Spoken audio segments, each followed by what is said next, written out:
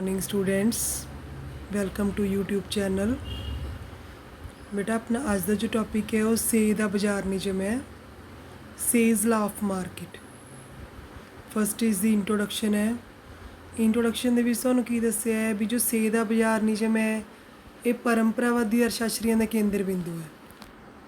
ਠੀਕ ਹੈ, ਕਿਉਂਕਿ ਜੋ ਜੇ ਵੀ ਸੇ ਹੈ ਉਹ ਆਪਣੇ ਕੋਲ ਪਰੰਪਰਾਵਾਦੀ ਅਰਥਸ਼ਾਸਤਰੀਆਂ ਦੇ ਵਿੱਚ ਆਉਂਦਾ ਹੈ।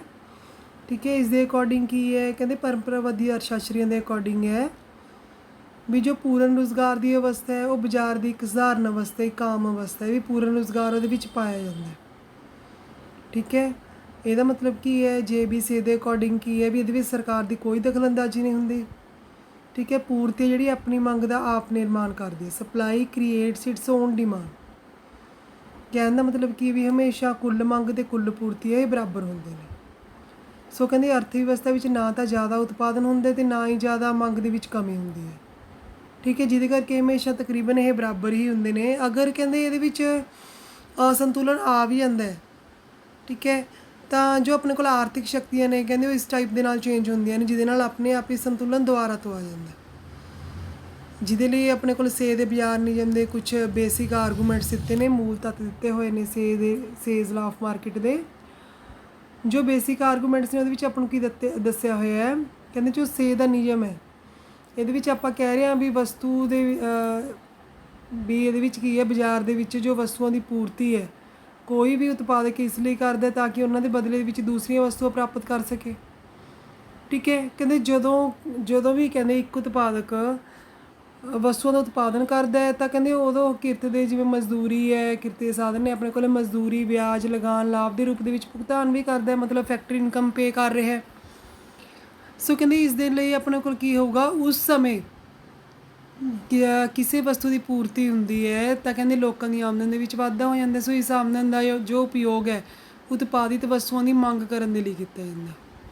ਸੋ ਕਹਿੰਦੇ ਸੇ ਦੇ ਅਨੁਸਾਰ ਜਿਸ ਅਨੁਪਾਤ ਦੇ ਵਿੱਚ ਪੂਰਤੀ ਘਟਦੀ ਹੈ ਵੱਧਦੀ ਹੈ, ਉਸੇ ਅਨੁਪਾਤ ਦੇ ਵਿੱਚ ਸਾਧਨਾਂ ਦੀ ਖਰੀਦ ਸ਼ਕਤੀ ਵੀ ਘਟਦੀ ਵੱਧਦੀ ਜਾਂਦੀ ਹੈ। ਇੱਕ ਐਗਜ਼ਾਮਪਲ ਦਿੱਤੀ ਹੈ, ਕਹਿੰਦੇ ਸਪੋਜ਼ ਕਰ ਲਓ ਵੀ ਤੁਸੀਂ ਇੱਕ ਮੋਟਰ ਕਾਰ ਦਾ ਨਿਰਮਾਣ ਕਰਦੇ ਹੋ, ਜਿਹਦੀ ਪੂਰਤੀ ਕਰਨ ਦੇ ਲਈ ਕਹਿੰਦੇ ਤੁਸੀਂ ਉਤਪਾਦਨ ਦੇ ਵੱਖ-ਵੱਖ ਸਾਧਨਾਂ ਨੂੰ ਕਾਰ ਦੀ ਕੀਮਤ ਦੇ ਬਰਾਬਰ ਉਸ ਦੀਆਂ ਸੇਵਾਵਾਂ ਦੇ ਬਦਲੇ ਦੇ ਵਿੱਚ ਵਿਆਜ, ਮਜ਼ਦੂਰੀ, ਲਗਾਨ ਅਤੇ ਲਾਭ ਆਦਿ ਦਾ ਭੁਗਤਾਨ ਕੀਤਾ। ਸੋ ਕਹਿੰਦੇ ਇਸ ਤਰ੍ਹਾਂ ਜੋ ਕਾਰ ਦੀ ਪੂਰਤੀ ਦੇ ਨਾਲ ਹੀ ਕਾਰ ਦੀ ਕੀਮਤ ਦੇ ਬਰਾਬਰ ਖਰੀਦ ਸ਼ਕਤੀ ਵੱਧ ਜਾਂਦੀ ਹੈ। ਠੀਕ ਹੈ, ਵੀ ਉਹਦੀ ਕੀਮਤ ਵੱਧ ਗਈ ਤਾਂ ਉਸਦੀ ਖਰੀਦ ਸ਼ਕਤੀ ਵੀ ਵੱਧ ਗਈ। ਸੋ ਕਹਿੰਦੇ ਇਸ ਤਰ੍ਹਾਂ ਕਾਰ ਦੀ ਪੂਰਤੀ ਹੀ ਕਾਰ ਦੀ ਮੰਗ ਨੂੰ ਵਧਾਉਣ ਦਾ ਕਾਰਨ ਬਣ ਜਾਂਦੀ ਹੈ। ਇਹ ਸਿਰਫ ਪਰੰਪਰਾਵਾਦੀ ਅਰਥਸ਼ਾਸਤਰੀਆਂ ਦੇ ਅਕੋਰਡਿੰਗ ਹੈ, ਰੀਅਲ ਦੇ ਵਿੱਚ ਇਸ ਟਾਈਪ ਦੇ ਨਾਲ ਨਹੀਂ ਹੁੰਦਾ। ਸੋ ਇਹਦੇ ਅਕੋਰਡਿੰਗ ਕੀ ਹੈ, ਕਹਿੰਦੇ ਜੇ ਬੀ ਸੀ ਦੇ ਅਕੋਰਡਿੰਗ ਵੀ ਉਤਪਾਦਨ ਹੀ ਆਪਣੀ ਵਸਤੂਆਂ ਦੇ ਬਾਜ਼ਾਰ ਦਾ ਨਿਰਮਾਣ ਕਰ ਰਿਹਾ ਹੈ। ਵੀ ਜਿੰਨਾ ਉਤਪਾਦਨ ਤਿਆਰ ਹੋ ਰਿਹਾ ਨਾਲ ਦੀ ਨਾਲ ਉਹਦੀ ਮੰਗ ਦਾ ਨਿਰਮਾਣ ਵੀ ਨਾਲ ਦੀ ਨਾਲ ਹੀ ਹੋ ਜਾਂਦਾ। ਠੀਕ ਹੈ, ਸੋ ਇਹਦੇ ਵਿੱਚ ਕਹਿੰਦੇ ਸਧਾਰਨ ਉਤਪਾਦਨ ਜਾਂ ਸਧਾਰਨ ਬੇਰੁਜ਼ਗਾਰੀ ਉਹ ਸੰਭਵ ਨਹੀਂ ਹੁੰਦੀ। ਠੀਕ ਹੈ, ਅੱਗੇ ਇਸਦੀਆਂ ਅਜ਼ੰਪਸ਼ਨ ਨੇ ਵੀ ਆਪਾਂ ਇਹਦੇ ਵਿੱਚ ਕੀ ਕੁਛ ਐਜ਼ਿਊਮ ਕਰਕੇ ਚੱਲੇ ਹਾਂ। ਫਸਟ ਹੈ ਪੂਰਨ ਮੁਕਾਬਲਾ ਅਰਥ ਵਿਵਸਥਾ। ਸੋ ਕਹਿੰਦੇ ਇਹਦੇ ਵਿੱਚ ਕੀ ਹੈ, ਅਰਥ ਵਿਵਸਥਾ ਦੇ ਵਿੱਚ ਪੂਰਨ ਮੁਕਾਬਲਾ ਪਾਇਆ ਜਾਂਦਾ, ਪੂਰਨ ਪ੍ਰਤੀਯੋਗਤਾ ਪਾਈ ਜਾਂਦੀ ਹੈ। ਇਹਦਾ ਮਤਲਬ ਕੀ ਹੈ ਵੀ ਜੋ ਵਸਤੂਆਂ ਦੀ ਕੀਮਤ ਹੈ ਉਹ ਸੇਮ ਹੈ।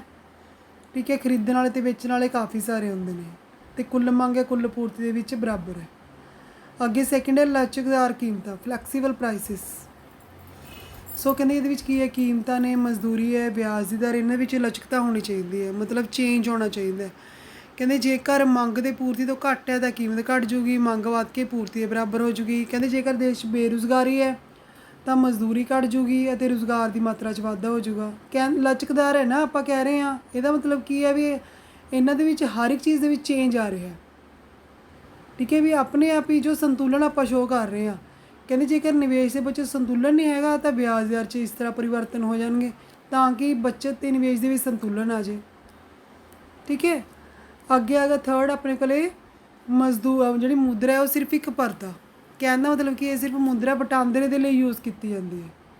ਇਹਦੇ ਵਿੱਚ ਇਸ ਦੇ ਵਿੱਚ ਆਪਾਂ ਕੋਈ ਸੇਵਿੰਗ ਨਹੀਂ ਸ਼ੋਅ ਕਰ ਰਹੇ। ਕਹਿੰਦੇ ਮੁਦਰਾ ਧਨ ਦੇ ਭੰਡਾਰ ਦਾ ਕੰਮ ਨਹੀਂ ਕਰ ਰਹੀ। ਫੋਰਥ ਹੈਗਾ ਜੀ ਧਨ ਭੰਡਾਰ ਨਾ ਹੋਣਾ, ਸੇਮ ਹੀ ਉਹਦੇ ਨਾਲ ਦਾ ਪੁਆਇੰਟ। ਕਹਿੰਦੇ ਇਹ ਨਿਯਮ ਦੇ ਵਿੱਚ ਆਪਾਂ ਇਹ ਵੀ ਮੰਨ ਕੇ ਚੱਲੇ ਹਾਂ ਵੀ ਉਹ ਮੁਦਰਾ ਸਾਰੀ ਖਰਚ ਕਰ ਦਿੱਤੀ ਜਾਂਦੀ ਹੈ, ਆਪਾਂ ਉਸਦੀ ਕੋਈ ਵੀ ਉਹਦਾ ਭੰਡਾਰ ਨਹੀਂ ਕਰਦੇ, ਭਾਵ ਕਿਸੇ ਕਿਸਮ ਦਾ ਭੰਡਾਰ ਨਹੀਂ ਕੀਤਾ ਜਾਂਦਾ। ਸੋ ਕਹਿੰਦੇ ਮੁਦਰਾ ਨੂੰ ਜਾਂ ਤਾਂ ਉਪਭੋਗ ਪਦਾਰਥਾਂ 'ਤੇ ਖਰਚ ਕੀਤਾ ਜਾਂਦਾ ਹੈ ਜਾਂ ਪੂੰਜੀ ਪਦਾਰਥਾਂ 'ਤੇ। ਇਹਦਾ ਮਤਲਬ ਕੋਈ ਬੱਚਤ ਨਹੀਂ ਹੁੰਦੀ। ਅਗਰ ਬੱਚਤ ਹੁੰਦੀ ਵੀ ਹੈ ਤਾਂ ਬੱਚਤ ਅਤੇ ਨਿਵੇਸ਼ ਦੋਨੇ ਬਰਾਬਰ ਨੇ। ਠੀਕ ਹੈ, ਇਹਨਾਂ ਵਿੱਚ ਹਮੇਸ਼ਾ ਸੰਤੁਲਨ ਪਾਇਆ ਜਾਂਦਾ ਹੈ। ਅੱਗੇ ਰਾਜ ਦੇ ਨਿਰਪੱਖ ਹੋਣ ਦੀ ਨੀਤੀ, ਸਟੇਟ ਇਜ਼ ਨਿਊਟਰਲ। ਇਸ ਦਾ ਮੀਨਿੰਗ ਕੀ ਹੈ ਵੀ ਜੋ ਸਰਕਾਰ ਦੀ ਹੈ ਕੋਈ ਵੀ ਦਖਲਅੰਦਾਜ਼ੀ ਇਹਦੇ ਵਿੱਚ ਨਹੀਂ ਹੋਊਗੀ। ਠੀਕ ਹੈ, ਸੋ ਅਰਥ ਵਿਵਸਥਾ ਕੀ ਹੈ, ਸਵੈ ਸੁਮੇਲ ਹੋਊਗੀ, ਆਟੋਮੈਟਿਕ ਐਡਜਸਟਮੈਂਟ ਇਹਦੇ ਵਿੱਚ ਹੋਊਗੀ, ਆਪਣੇ ਆਪ ਹੀ ਸੰਤੁਲਨ ਹੋਊਗਾ। 6th ਪੁਆਇੰਟ ਹੈ ਕਿਰਤ ਅਤੇ ਪੂੰਜੀ ਦੇ ਲਈ ਵਧੇਰੇ ਮੌਕੇ, unlimited opportunities for labour and capital. ਕਹਿੰਦੇ ਸੇ ਦੇ ਨਿਯਮ ਦੇ ਅਕੋਰਡਿੰਗ ਹੈ ਵੀ ਆਪਣੇ ਕੋਲ ਅਰਥ ਵਿਵਸਥਾ ਵਿੱਚ ਕਿਰਤ, ਠੀਕ ਹੈ, ਅਤੇ ਪੂੰਜੀ, ਇਹਨਾਂ ਦੇ ਮੌਕੇ ਬਹੁਤ ਜ਼ਿਆਦਾ ਹੋਣਗੇ। ਮਤਲਬ ਕਿਰਤ ਅਤੇ ਪੂਰਤੀ ਦੋਨੋਂ ਲਚਕਦਾਰ ਨੇ। ਠੀਕ ਹੈ, ਆਪਾਂ ਇਹਨਾਂ ਦੀ ਮਾਤਰਾ ਨੂੰ ਵਧਾ ਸਕਦੇ ਹਾਂ। 7th ਪੁਆਇੰਟ ਹੈ ਬਾਜ਼ਾਰ ਦਾ ਵਿਸ਼ਾਲ ਆਕਾਰ, ਲਾਰਜ ਐਕਸਟੈਂਟ ਆਫ ਮਾਰਕੀਟ। ਕਹਿੰਦੇ ਇਹ ਨਿਯਮ ਤੋਂ ਭਾਵ ਇਹ ਹੈ ਵੀ ਬਾਜ਼ਾਰ ਦਾ ਆਕਾਰ ਹੈ ਬੇਹੱਦ ਵੱਡਾ ਹੁੰਦਾ ਹੈ। ਵਸਤੂਆਂ ਦੀ ਮਾਤਰਾ ਦੇ ਵਿੱਚ ਜਿੰਨਾ ਵਾਧਾ ਹੋਊਗਾ ਬਾਜ਼ਾਰ ਦਾ ਆਕਾਰ ਵੀ ਉਨਾ ਹੀ ਵੱਡਾ ਹੁੰਦਾ ਜਾਊਗਾ। 8th ਪੁਆਇੰਟ ਕੀ ਹੈ, ਦੀਰਘ ਕਾਲ, ਲੌਂਗ ਪੀਰੀਅਡ। ਸੋ ਕਹਿੰਦੇ ਸੇ ਦੇ ਬਾਜ਼ਾਰ ਨਿਯਮ ਦੇ ਅਕੋਰਡਿੰਗ ਦੀਰਘ ਕਾਲ ਦੇ ਵਿੱਚ ਇਹ ਲਾਗੂ ਹੁੰਦਾ ਹੈ ਅਤੇ ਅਲਪ ਕਾਲ ਦੇ ਵਿੱਚ ਕਈ ਅਜਿਹੇ ਕਾਰਨ ਹੁੰਦੇ ਨੇ ਜਿਨ੍ਹਾਂ ਕਰਕੇ ਜ਼ਿਆਦਾ ਉਤਪਾਦਨ ਅਤੇ ਅਸਥਾਈ ਬੇਰੁਜ਼ਗਾਰੀ ਸੰਭਵ ਹੋ ਜਾਂਦੀ ਹੈ। ਪਰੰਤੂ ਦੀਰਘ ਕਾਲ ਦੇ ਵਿੱਚ ਕਹਿੰਦੇ ਆਰਥਿਕ ਸ਼ਕਤੀਆਂ ਨੇ ਪੂਰੀ ਤਰ੍ਹਾਂ ਨਾਲ ਕਿਰਿਆਸ਼ੀਲ ਹੁੰਦੀਆਂ ਨੇ ਅਤੇ ਪੂਰਨ ਰੁਜ਼ਗਾਰ ਅਵਸਥਾ ਪ੍ਰਾਪਤ ਕਰਨ 'ਚ ਸਹਾਇਕ ਹੁੰਦੀਆਂ ਨੇ। 9th ਪੁਆਇੰਟ ਹੈ ਉਪਭੋਗਤਾ ਦੀ ਪ੍ਰਾਥਮਿਕਤਾ ਦੇ ਅਨੁਸਾਰ ਉਤਪਾਦਨ। ਕਹਿੰਦੇ ਫਰਮ ਦੇ ਵਿੱਚ, ਠੀਕ ਹੈ, ਫਰਮ ਦੇ ਵਿੱਚ ਕਹਿੰਦੇ ਆਪਣੇ ਕੋਲ ਕੀ ਹੋਊਗਾ, ਕਹਿੰਦੇ ਫਰਮ ਦੇ ਵਿੱਚ ਇਹ ਵੀ ਹੁੰਦਾ ਵੀ ਉਪਭੋਗਤਾ ਦੀਆਂ ਰੁਚੀਆਂ ਦੇ ਅਨੁਸਾਰ ਹੀ ਵਸਤੂਆਂ ਦਾ ਉਤਪਾਦਨ ਕੀਤਾ ਜਾਂਦਾ ਹੈ, ਜਿਹਦੇ ਲਈ ਕਹਿੰਦੇ ਉਤਪਾਦਿਤ ਕੀਤੀਆਂ ਹੋਈਆਂ ਵਸਤੂਆਂ ਲਈ ਸੰਪੂਰਨ ਮਾਤਰਾ ਖਰੀਦੀ ਜਾਂਦੀ ਹੈ। ਅੱਗੇ 3rd ਟੌਪਿਕ ਆ ਗਿਆ ਵਸਤੂ ਵਟਾਂਦਰਾ ਅਰਥ ਵਿਵਸਥਾ ਵਿੱਚ ਸੇ ਦੇ ਨਿਯਮ ਦਾ ਲਾਗੂ ਹੋਣਾ, applicability of Say's law of market in barter economy. ਮਤਲਬ ਬਾਰਟਰ ਇਕੋਨਮੀ ਦੇ ਵਿੱਚ ਇਹ ਕਿੰਨਾ ਕੁ ਲਾਗੂ ਹੁੰਦਾ ਹੈ। ਕਹਿੰਦੇ ਜਿਹੜਾ ਸੇ ਦਾ ਨਿਯਮ ਹੈ ਇਹ ਵਸਤੂ ਵਟਾਂਦਰਾ ਦੇ ਵਿੱਚ ਜ਼ਰੂਰ ਲਾਗੂ ਹੁੰਦਾ ਹੈ। ਕਿਉਂ? ਕਹਿੰਦੇ ਕਿਉਂਕਿ ਹਰੇਕ ਉਤਪਾਦਕ ਹੈ ਜਦੋਂ ਵਸਤੂਆਂ ਨੂੰ ਬਾਜ਼ਾਰ ਦੇ ਵਿੱਚ ਵੇਚਣ ਦੇ ਲਈ ਲੈ ਕੇ ਆਉਂਦਾ ਹੈ ਤਾਂ ਭਾਵ ਪੂਰਤੀ ਦਾ ਨਿਰਮਾਣ ਕਰਦਾ ਹੈ, ਤਾਂ ਕਹਿੰਦੇ ਉਹ ਅਜਿਹਾ ਇਸ ਲਈ ਕਰਦਾ ਤਾਂ ਕਿ ਉਹਦੇ ਬਦਲੇ ਦੂਸਰੀਆਂ ਵਸਤੂਆਂ ਪ੍ਰਾਪਤ ਕਰ ਸਕੇ, ਮਤਲਬ ਮੰਗ ਪੈਦਾ ਕਰ ਸਕੇ। ਇਹਦਾ ਮਤਲਬ ਜਦੋਂ ਪੂਰਤੀ ਦਾ ਨਿਰਮਾਣ ਹੁੰਦਾ ਤਾਂ ਨਾਲ ਦੀ ਨਾਲ ਮੰਗ ਦਾ ਵੀ ਨਿਰਮਾਣ ਹੋ ਰਿਹਾ ਹੈ, ਜਿਹਦੇ ਕਰਕੇ ਆਪਾਂ ਕਹਿ ਸਕਦੇ ਹਾਂ ਵੀ ਵਸਤੂ ਵਟਾਂਦਰਾ ਪ੍ਰਣਾਲੀ ਦੇ ਵਿੱਚ ਇਹ ਨਿਯਮ ਲਾਗੂ ਹੁੰਦਾ। ਠੀਕ ਹੈ, 4th ਆ ਗਿਆ ਆਪਣੇ ਕੋਲ ਮੌਦਰਿਕ ਅਰਥ ਵਿਵਸਥਾ ਵਿੱਚ ਸੇ ਦੇ ਨਿਯਮ ਦਾ ਲਾਗੂ ਹੋਣਾ, applicability of Say's law of market in monetary economy. ਹੁਣ ਮੋਨੈਟਰੀ ਇਕੋਨਮੀ ਦੇ ਵਿੱਚ ਕੀ ਹੁੰਦਾ ਹੈ, ਕਹਿੰਦੇ ਮੌਦਰਿਕ ਅਰਥ ਵਿਵਸਥਾ ਦੇ ਵਿੱਚ ਵੀ ਆਪਾਂ ਇਸ ਨੂੰ ਲਾਗੂ ਕਰਦੇ ਹਾਂ।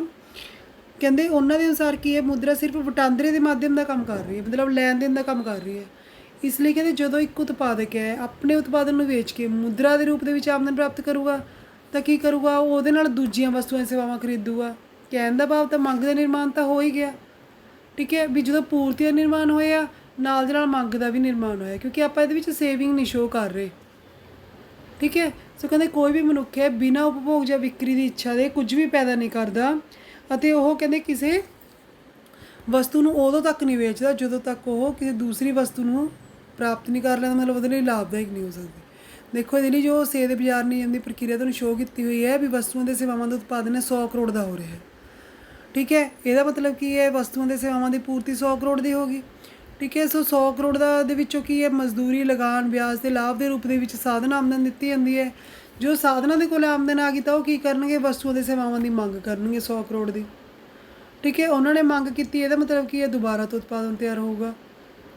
ਠੀਕ ਹੈ, ਇਹ ਜੋ ਸਰਕਲ ਹੈ ਜਿਵੇਂ ਤੁਸੀਂ ਸਰਕੂਲਰ ਫਲੋ ਆਫ ਇਨਕਮ ਦੇ ਵਿੱਚ ਕੀਤਾ ਸੀਗਾ +2 ਦੇ ਵਿੱਚ, ਬਿਲਕੁਲ ਸੇਮ ਉਸੇ ਤਰ੍ਹਾਂ ਹੀ ਬਣਾਇਆ ਹੋਇਆ ਇਹ ਸਰਕੂਲਰ ਫਲੋ ਆਫ ਇਨਕਮ ਬਣ ਰਿਹਾ। ਉਤਪਾਦਨ ਹੁੰਦਾ ਹੈ ਤਾਂ ਕਹਿੰਦੇ ਵਸਤੂਆਂ ਦੀ ਪੂਰਤੀ ਹੁੰਦੀ ਹੈ, ਲਾਭ ਹੁੰਦਾ ਹੈ, ਮੰਗ ਪੈਦਾ ਹੁੰਦੀ ਹੈ ਤਾਂ ਫਿਰ ਪੂਰਤੀ ਹੁੰਦੀ ਹੈ। ਠੀਕ ਹੈ, ਇਹਦੇ ਆਪਾਂ ਮੌਦਰਿਕ ਅਰਥ ਵਿਵਸਥਾ ਵਿੱਚ ਦੱਸ ਰਹੇ ਸੀ ਇਹਨੂੰ। ਸੋ ਕਹਿੰਦੇ ਜੋ ਰੀਅਲ ਲਾਈਫ ਹੈ ਆਪਣੀ ਉਹਦੇ ਵਿੱਚ ਕਹਿੰਦੇ ਸਾਰੀ ਮੁਦਰਾ ਨੂੰ ਆਪਾਂ ਆਮਦਨ ਅਤੇ ਸੇਵਾਵਾਂ ਦੇ ਉੱਪਰ ਖਰਚ ਨਹੀਂ ਕਰਦੇ। ਕਹਿੰਦੇ ਉਹ ਇਸ ਆਮਦਨ ਦਾ ਕੁਝ ਹਿੱਸਾ ਬਚਾ ਕੇ ਵੀ ਰੱਖਦੇ ਨੇ, ਬੱਚਤ ਵੀ ਕਰਦੇ ਨੇ। ਪਰ ਕਹਿੰਦੇ ਜੋ ਵੀ ਆਪਾਂ ਬੱਚਤ ਦੇ ਰੂਪ ਦੇ ਵਿੱਚ ਸ਼ੋਅ ਕਰ ਰਹੇ ਹਾਂ, ਠੀਕ ਹੈ, ਕਹਿੰਦੇ ਉਨੀ ਮੰਗ ਘੱਟ ਜਾਂਦੀ ਹੈ। ਸੋ ਕਹਿੰਦੇ ਇਸ ਤਰ੍ਹਾਂ ਜਦੋਂ ਅਰਥ ਵਿਵਸਥਾ ਵਿੱਚ ਬੱਚਤ ਹੁੰਦੀ ਹੈ ਤਾਂ ਕੁੱਲ ਮੰਗ ਕੁੱਲ ਪੂਰਤੀ ਘੱਟ ਹੋਣ ਦੀ ਸੰਭਾਵਨਾ ਹੋ ਜਾਂਦੀ ਹੈ। ਸੋ ਪਰੰਪਰਾਵਾਦੀ ਅਰਥ ਵਿਵਸਥਾ ਦੇ ਅਨੁਸਾਰ ਬੱਚਤ ਦੀ ਹਾਲਤ ਵਿੱਚ ਸੇ ਦਾ ਨਿਯਮ ਲਾਗੂ ਹੋਊਗਾ। ਉਹ ਕਦੋਂ ਹੋਊਗਾ, ਜਦੋਂ ਸਾਰੀ ਦੀ ਸਾਰੀ ਬੱਚਤ ਨੂੰ ਨਿਵੇਸ਼ ਕੀਤਾ ਜਾਊਗਾ, ਮਤਲਬ ਬੱਚਤ ਅਤੇ ਨਿਵੇਸ਼ ਆਪਾਂ ਬਰਾਬਰ ਕਰ ਦਿਆਂਗੇ। ਠੀਕ ਹੈ, ਸੋ ਕਹਿੰਦੇ ਆਪਣੇ ਕੋਲ ਕੀ ਹੈ, ਜੋ ਕੁੱਲ ਮੰਗ ਹੈ ਉਹ ਆਪਣੇ ਕੋਲ ਕੰਜ਼ਪਸ਼ਨ ਪਲੱਸ ਇਨਵੈਸਟਮੈਂਟ ਹੁੰਦੀ ਹੈ ਜੋ ਐਗਰੀਗੇਟ ਸਪਲਾਈ ਦੇ ਇਕੁਅਲ ਹੁੰਦੀ ਹੈ। ਕਹਿੰਦੇ ਜੇਕਰ ਕਿਸੇ ਕਾਰਨ ਬੱਚਤ ਨਿਵੇਸ਼ ਤੋਂ ਵੱਧ ਜਾਂਦੀ ਹੈ ਤਾਂ ਵਿਆਜ ਦੀ ਦਰ ਦੇ ਵਿੱਚ ਪਰਿਵਰਤਨ ਕਰਕੇ ਇਹਨਾਂ ਦੋਨਾਂ ਨੂੰ ਬਰਾਬਰ ਕਰ ਦਿੱਤਾ ਜਾਂਦਾ ਹੈ। ਕਿਉਂ? ਕਿਉਂਕਿ ਆਪਾਂ ਐਜ਼ੂਮ ਕਰਕੇ ਚੱਲੇ ਹਾਂ ਵੀ ਜਿਹੜੀਆਂ ਕੀਮਤਾਂ ਨੇ ਜਾਂ ਵਿਆਜ ਦਰ ਹੈ ਇਹ ਲਚਕਦਾਰ ਹੋਣਗੀਆਂ। ਠੀਕ ਹੈ, ਮੌਦਰਿਕ ਅਰਥ ਵਿਵਸਥਾ ਵਿੱਚ ਇਸ ਟਾਈਪ ਦੇ ਨਾਲ ਹੋ ਸਕਦਾ। ਠੀਕ ਹੈ ਜੀ। ਅੱਗੇ ਸੇ ਦੇ ਬਾਜ਼ਾਰ ਨਿਯਮ ਦੀ ਆਧੁਨਿਕ ਵਿਆਖਿਆ, modern statement of Say's law of market ਹੈ। ਮਾਡਰਨ ਸਟੇਟਮੈਂਟ ਹੈ ਜੋ ਆਪਣੇ ਕੋਲੇ ਆਧੁਨਿਕ ਅਰਥਸ਼ਾਸਤਰੀ ਔਸਕਰ ਲਾਂਗੇ, ਠੀਕ ਹੈ, ਔਸਕਰ ਲਾਂਗੇ ਸੇ ਦੇ ਨਿਯਮ ਨੂੰ ਇੱਕ ਸਮਰੂਪਤਾ ਅਤੇ ਪ੍ਰੋਫੈਸਰ ਪਿਗੂ ਇਸ ਨਿਯਮ ਨੂੰ ਸਮਾਨਤਾ ਦੇ ਰੂਪ 'ਚ ਪ੍ਰਗਟ ਕਰ ਰਹੇ ਨੇ। ਪਹਿਲਾ ਆਪਣੇ ਕੋਲ ਸੇ ਦਾ ਨਿਯਮ ਹੈ, ਔਸਕਰ ਲਾਂਗੇ ਦੇ ਦੁਆਰਾ ਨਿਰੂਪਣ ਕੀਤਾ ਹੈ, ਫਾਰਮੂਲੇਸ਼ਨ ਆਫ ਸੇਜ਼ ਲਾ ਬਾਏ ਔਸਕਰ ਲਾਂਗੇ।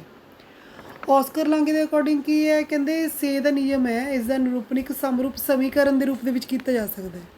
ਕਹਿੰਦੇ ਸਮਰੂਪ ਸਮੀਕਰਨ ਉਹ ਹੁੰਦੀ ਹੈ ਜੋ ਅਜਿਹੇ ਦੋ ਵਿਕਲਪਾਂ ਨੂੰ ਪ੍ਰਗਟ ਕਰਦੀ ਹੈ ਜੋ ਉਸਦੀ ਪਰਿਭਾਸ਼ਾ ਦੇ ਆਧਾਰ 'ਤੇ ਹਰੇਕ ਦ੍ਰਿਸ਼ਟੀਕੋਣ ਤੋਂ ਬਿਨਾਂ ਕਿਸੇ ਸ਼ਰਤ ਦੇ ਇੱਕ ਦੂਜੇ ਦੇ ਬਰਾਬਰ ਹੁੰਦੇ ਨੇ। ਸੋ ਇਸ ਤਰ੍ਹਾਂ ਦੇ ਸਮੀਕਰਨ ਨੂੰ ਆਪਾਂ 3 ਇਕੁਅਲ ਲਾਈਨਸ ਦੇ ਨਾਲ ਡਿਨੋਟ ਕਰਦੇ ਹਾਂ। ਸੋ ਕਹਿੰਦੇ ਆਸਕਰ ਲਾਂਗੇ ਦੇ ਅਨੁਸਾਰ ਇੱਕ ਅਰਥ ਵਿਵਸਥਾ ਦੀਆਂ ਵਸਤੂਆਂ ਦੇ ਸੇਵਾਵਾਂ ਦੀ ਜੋ ਕੁੱਲ ਮਾਤਰਾ ਹੈ ਉਹਨੂੰ ਕੀਮਤ ਪੱਧਰ ਦੇ ਨਾਲ ਗੁਣਾ ਕਰਕੇ ਕੁੱਲ ਮੌਦਰਿਕ ਮੰਗ ਦਾ ਅਨੁਮਾਨ ਲਗਾਇਆ ਜਾਂਦਾ। ਇਹਦਾ ਮਤਲਬ ਕੀ ਹੈ, ਸਮੇਸ਼ਨ ਆਫ P1 D1 ਮਤਲਬ ਪ੍ਰਾਈਸ ਇਨਟੂ ਡਿਮਾਂਡ, ਕੁਆਂਟਿਟੀ ਦੇ ਨਾਲ ਆਪਾਂ ਮਲਟੀਪਲਾਈ ਕਰਤੀ ਇਸ ਦੀ, ਠੀਕ ਹੈ।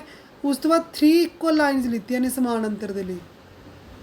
ਅੱਗੇ ਕੀ ਹੈ, summation P1 S1 price into supply, ਠੀਕ ਹੈ। ਆਪਾਂ ਕੁੱਲ ਮੰਗ ਖਰਚ ਕੱਢੇ ਇੱਕ ਸਾਈਡ 'ਤੇ, ਇਹਨੂੰ 3 ਇਕੁਅਲਸ ਦੇ ਲਾਈਨ ਦੇ ਨਾਲ ਆਪਾਂ ਸਮਾਨ ਅੰਤਰ ਕੀਤਾ।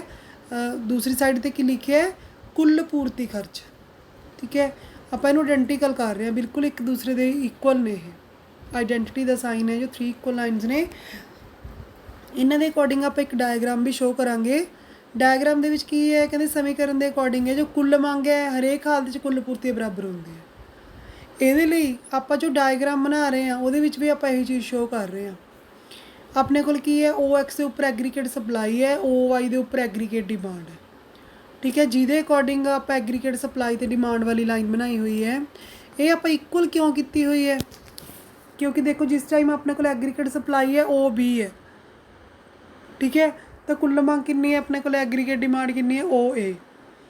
ਐਗਰੀਗੇਟ ਸਪਲਾਈ ਹੈ ਇਨਕਰੀਜ਼ ਹੋ ਗਈ, ਕਿੰਨੀ ਹੋ ਗਈ OD ਹੋ ਗਈ, ਅਤੇ ਐਗਰੀਗੇਟ ਡਿਮਾਂਡ ਕਿੰਨੀ ਹੋ ਗਈ OC। ਬਟ ਇਹ ਬਿਲਕੁਲ ਸੇਮ ਹੀ ਚੇਂਜ ਆ ਰਿਹਾ ਹੈ, ਸਮਾਨ ਅੰਤਰ ਦੂਰੀ ਹੈ ਬਿਲਕੁਲ ਹੀ, ਠੀਕ ਹੈ। ਜਿਹਦੇ ਕਰਕੇ ਆਪਾਂ ਕੀ ਕਹਿ ਸਕਦੇ ਹਾਂ ਵੀ ਐਗਰੀਗੇਟ ਸਪਲਾਈ ਹਮੇਸ਼ਾ ਐਗਰੀਗੇਟ ਡਿਮਾਂਡ ਦੇ ਇਕੁਅਲ ਹੈ। ਜਿੰਨਾ ਚੇਂਜ ਸਪਲਾਈ ਦੇ ਵਿੱਚ ਓਨਾ ਹੀ ਡਿਮਾਂਡ ਦੇ ਵਿੱਚ ਚੇਂਜ ਆ ਰਿਹਾ। ਇਹਦਾ ਮਤਲਬ ਜਿੰਨੀ ਮਾਰਕੀਟ ਦੇ ਵਿੱਚ ਸਪਲਾਈ ਹੋਊਗੀ ਉਨੀ ਹੀ ਡਿਮਾਂਡ ਹੋਊਗੀ। ਆਪਾਂ ਇਹ ਚੀਜ਼ ਸ਼ੋਅ ਕਰ ਰਹੇ ਹਾਂ, ਬਟ ਇਹ ਔਸਕਰ ਲਾਂਗੇ ਦੇ ਦੁਆਰਾ ਦਿੱਤਾ ਹੋਇਆ ਸਮੀਕਰਨ ਦੇ ਡਾਇਗਰਾਮ। ਉਸ ਤੋਂ ਬਾਅਦ ਆ ਗਿਆ ਆਪਣੇ ਕੋਲ ਪ੍ਰੋਫੈਸਰ ਪਿਗੂ ਦੇ ਰਾਹੀਂ ਨਿਰੂਪਣ। ਪ੍ਰੋਫੈਸਰ ਪਿਗੂ ਦੇ ਅਕੋਰਡਿੰਗ ਕੀ ਹੈ ਆਪਣੇ ਕੋਲੇ, ਕਹਿੰਦੇ ਪ੍ਰੋਫੈਸਰ ਪਿਗੂ ਦੇ ਰਾਹੀਂ ਸੇ ਦੇ ਨਿਯਮ ਦਾ ਨਿਰੂਪਣ ਇੱਕ ਸਮਾਨਤਾ ਇਕੁਐਲਿਟੀ ਦੇ ਰੂਪ ਦੇ ਵਿੱਚ ਕੀਤਾ ਗਿਆ ਹੈ। ਕਹਿੰਦੇ ਸਮਾਨਤਾ ਸਮੀਕਰਨ ਉਹ ਹੈ ਜੋ ਦੋ ਵਿਕਲਪਾਂ ਨੂੰ ਪ੍ਰਗਟ ਕਰ ਰਿਹਾ। ਮਤਲਬ ਇਹਨੂੰ ਆਪਾਂ 2 ਇਕੁਅਲ ਲਾਈਨ ਦੇ ਨਾਲ ਡਿਨੋਟ ਕਰਾਂਗੇ। ਕਹਿੰਦੇ ਕੁਝ ਸ਼ਰਤਾਂ ਦੇ ਪੂਰੇ ਹੋਣ ਦੇ ਹਾਲਤ ਵਿੱਚ ਇੱਕ ਦੂਜੇ ਦੇ ਬਰਾਬਰ ਹੋਣਗੇ। ਕਹਿੰਦੇ ਇਸ ਤਰ੍ਹਾਂ ਸਮੀਕਰਨ ਨੂੰ 2 ਇਕੁਅਲ ਲਾਈਨਸ ਦੇ ਨਾਲ ਆਪਾਂ ਡਿਨੋਟ ਕਰਾਂਗੇ। ਸੋ ਕਹਿੰਦੇ ਪ੍ਰੋਫੈਸਰ ਪਿਗੂ ਦੇ ਅਕੋਰਡਿੰਗ ਕੀ ਹੈ, ਕਹਿੰਦੇ ਆਮ ਤੌਰ 'ਤੇ ਇਹ ਨਿਯਮ ਤਾਂ ਲਾਗੂ ਹੁੰਦੇ ਜਦੋਂ ਕਿਰਤ ਬਾਜ਼ਾਰ ਦੇ ਵਿੱਚ ਮਜ਼ਦੂਰੀ ਦੀ ਦਰ ਅਤੇ ਮੁਦਰਾ ਬਾਜ਼ਾਰ ਦੇ ਵਿੱਚ ਵਿਆਜ ਦੀ ਦਰ ਪੂਰੀ ਤਰ੍ਹਾਂ ਲਚਕਦਾਰ ਹੋਣਗੇ, ਠੀਕ ਹੈ। ਸੋ ਇਹ ਹਾਲਤ ਦੇ ਵਿੱਚ ਕੀ ਹੈ ਆਪਣੇ ਕੋਲੇ ਰਾਜੇ, ਇੱਥੇ ਤੁਸੀਂ ਸਹੀ ਕਰ ਲਓ, ਇੱਥੇ 2 ਇਕੁਅਲ ਲਾਈਨਸ ਹੋਣਗੀਆਂ। ਸਮੇਸ਼ਨ P1 D1 ਇੱਥੇ 2 ਇਕੁਅਲ ਲਾਈਨਸ ਕਰ ਲਿਓ ਆਪਣੀ ਬੁੱਕ ਦੇ ਉੱਪਰ, ਠੀਕ ਹੈ। 2 ਇਕੁਅਲ ਲਾਈਨਸ ਆਉਣਗੀਆਂ ਔਰ ਸਮੇਸ਼ਨ ਆਫ P1 S1 ਕੁੱਲ ਪੂਰਤੀ ਖਰਚ ਹੈ ਕੁੱਲ ਮੰਗ ਖਰਚ ਦੇ ਬਰਾਬਰ ਹੈ, ਠੀਕ ਹੈ। ਸੋ ਪ੍ਰੋਫੈਸਰ ਪਿਗੂ ਦੇ ਅਕੋਰਡਿੰਗ ਕਹਿੰਦੇ ਪੂਰਨ ਰੁਜ਼ਗਾਰ ਦੀ ਹਾਲਤ ਵਿੱਚ ਇਹ ਤਾਂ ਲਾਗੂ ਹੋਗਾ, ਇੱਕ ਅਰਥ ਵਿਵਸਥਾ ਵਿੱਚ ਅੰਸ਼ਿਕ ਸੰਤੁਲਨ ਹੋ ਸਕਦਾ। ਥੋੜ੍ਹੇ ਟਾਈਮ ਦੇ ਲਈ ਅਸੰਤੁਲਨ ਜਿਹੜਾ ਹੋ ਸਕਦਾ ਹੈ, ਮਤਲਬ ਥੋੜ੍ਹੇ ਟਾਈਮ ਦੇ ਲਈ ਬੇਰੁਜ਼ਗਾਰੀ ਪਾਈ ਜਾ ਸਕਦੀ ਹੈ।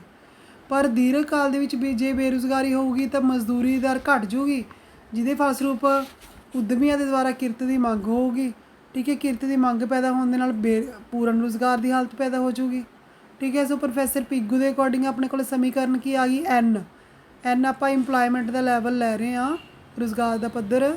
N is equal to QY upon W। QY ਆਪਣੇ ਕੋਲ ਇਹ ਨੈਸ਼ਨਲ ਇਨਕਮ ਦਾ ਉਹ ਵਾਲਾ ਪਾਰਟ ਹੈ ਜੋ ਮਜ਼ਦੂਰੀ ਦੇ ਰੂਪ ਦੇ ਵਿੱਚ ਦਿੱਤਾ ਜਾਂਦਾ।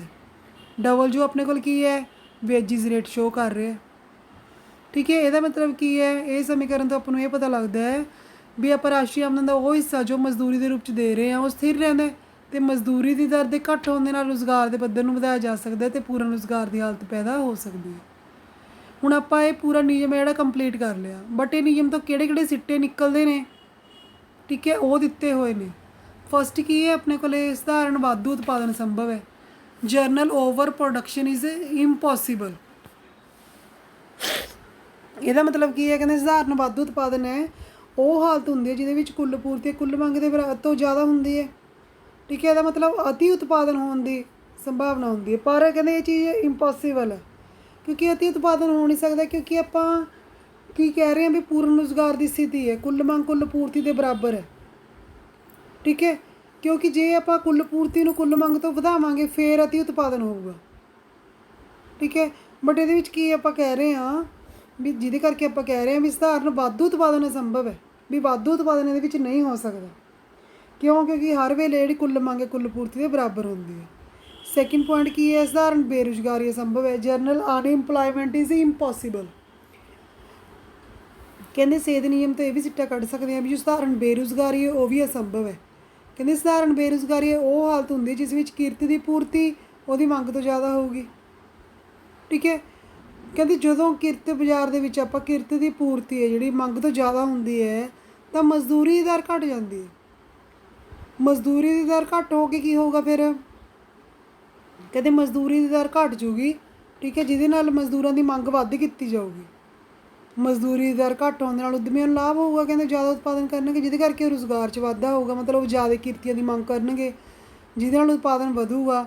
ਸੋ ਪੂਰਨ ਰੁਜ਼ਗਾਰ ਦੀ ਹਾਲਤ ਉਦੋਂ ਤੱਕ ਜਦੋਂ ਤੱਕ ਪੂਰਨ ਰੁਜ਼ਗਾਰ ਦੀ ਹਾਲਤ ਪੈਦਾ ਨਾ ਹੋ ਜਾਏ ਉਦੋਂ ਤੱਕ ਇਹ ਪ੍ਰੋਸੈਸ ਚੱਲੀ ਜਾਊਗਾ।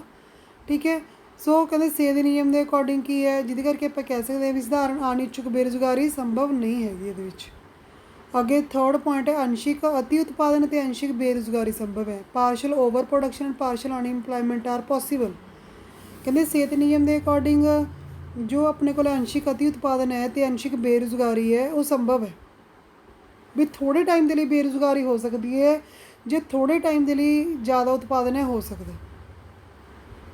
ਕਹਿੰਦੇ ਇਹਦੇ ਅਕੋਰਡਿੰਗ ਕੀ ਕਹਿੰਦੇ ਜੇਕਰ ਕਿਸੇ ਵਸਤੂ ਦੀ ਮੰਗ ਹੈ ਉਤਪਾਦਕ ਦੇ ਅਨੁਮਾਨ ਦੇ ਠੀਕ ਨਾ ਹੋਣ 'ਤੇ ਵੀ ਉਸ ਵਸਤੂ ਦੀ ਪੂਰਤੀ ਜਾਂ ਮੰਗ ਤੋਂ ਘੱਟ ਜਾਂ ਵੱਧ ਹੋ ਜੂਗੀ, ਭਾਵ ਉਸ ਉਦਯੋਗ ਦੇ ਵਿੱਚ ਅੰਸ਼ਿਕ ਰੂਪ ਦੇ ਵਿੱਚ ਅਤੀ ਉਤਪਾਦਨ ਜਾਂ ਬੇਰੁਜ਼ਗਾਰੀ ਪੈਦਾ ਹੋ ਜਾਂਦੀ ਹੈ ਤਾਂ ਕੁੱਲ ਮੰਗ ਜਾਂ ਕੁੱਲ ਪੂਰਤੀ ਦੋਨੋਂ ਇੱਕ ਸਮਾਨ ਹੋ ਜਾਂਦੀਆਂ ਨੇ।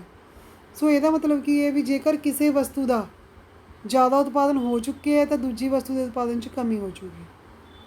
ਠੀਕ ਹੈ, ਸੋ ਅਗਲਾ ਕੀ ਹੈ ਫੋਰਥ ਪੁਆਇੰਟ, ਬੇਰੁਜ਼ਗਾਰੀ ਸਾਧਨ ਆਪਣੇ ਉਪਯੋਗ ਦੇ ਲਈ ਆਪ ਆਮਦਨ ਪੈਦਾ ਕਰਦੇ ਨੇ। ਕਹਿੰਦੇ use of unemployed resources paid for it self.